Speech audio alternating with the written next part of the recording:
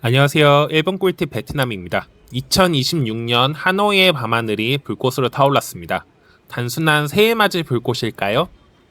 이건 베트남의 제14차 전국 대표대회인 전당대회를 알리는 신호탄이었습니다.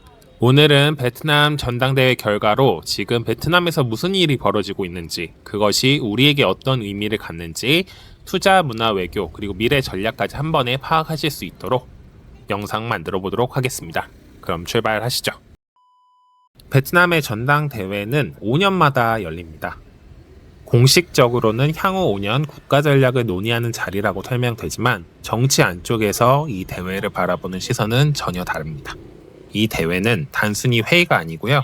누가 살아남고 누가 밀려났는지, 앞으로 10년간 베트남을 누가 쥐고 흔들지를 가르는 권력 재편의 분기점입니다. 먼저 선출 명단 구성 비율을 보겠습니다.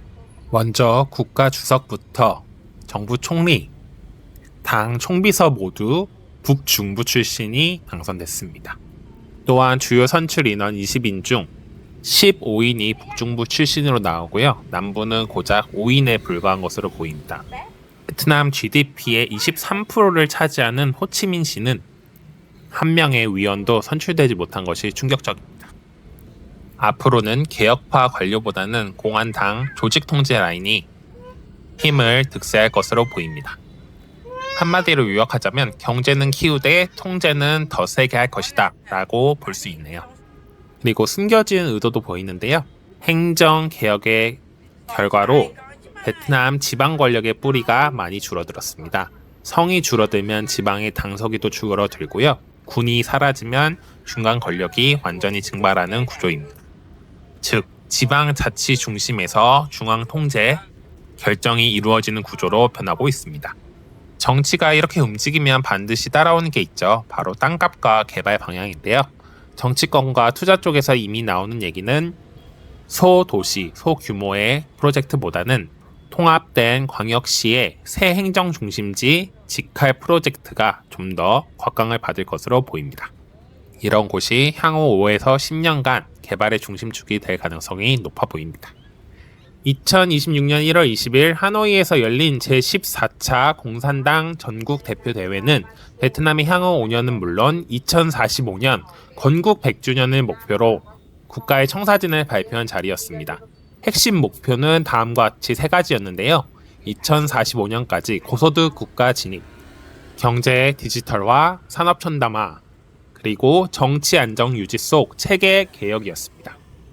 먼저 우리가 알아야 될 점은 공산당의 총석인 토럼 총서기장이 다시 한번 재선출됐다는 점입니다. 특히 만장일치로 이루어졌기 때문에 강력한 리더십과 중앙집중 체제를 기반으로 개혁을 밀어붙일 수 있게 되었습니다. 토럼은 오랜 기간 베트남 공안부 장관을 역임한 이력 덕분에 국가질서 유지, 권위적 통제, 반부패 수사에 능한 강경파로 분류가 됩니다. 1인자의 자리에 오르기까지 베트남 저커버스터, 척결자라는 별명이 붙기도 했는데요.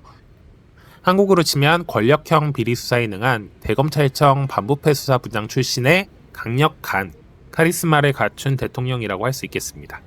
두 번째 소식은 행정 대개편인데요.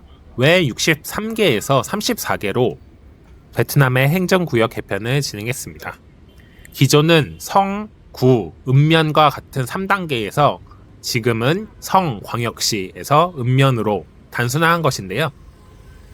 베트남 정부는 이를 통해 행정 효율성 강화, 자원 재배치, 투자 유치 확대를 추진하고 있습니다. 특히 지방 정부 조직이 줄었기 때문에 공무원이 대거 퇴임하는 사태까지 벌어졌습니다. 특히 베트남에서는 지금 VNEID라고 해서 전자신분증을 만들었는데요. 이를 통해 공무원 행정 서비스의 디지털화가 가속될 것으로 보입니다. 또한 외국인 투자도 행정 절차가 줄어들기 때문에 좀 더 빠르게 진행될 것으로 보입니다. 이러한 결정은 베트남 정부의 정책 기조를 보여주고 있습니다. 토럼 총서기장은 베트남의 경제 성장률을 연 10% 이상으로 제안을 했고요. 이는 세계은행이 제시한 6.5%보다 약 1.5배 높은 수치라고 볼 수 있습니다. 특히 기존의 단순 제조 중심에서 반도체, 디지털 서비스, AI, 컨텐츠 산업 등 미래형 산업으로 전환하려는 움직임이 강합니다. 그렇다면 다른 국가와의 정치, 외교 전략은 어떻게 진행될까요? 먼저 중국입니다. 전략적 협력 플러스 복잡한 경쟁 구조로 갈 것 같습니다. 중국은 전통적으로 베트남의 가장 큰 교역 상대국이고요.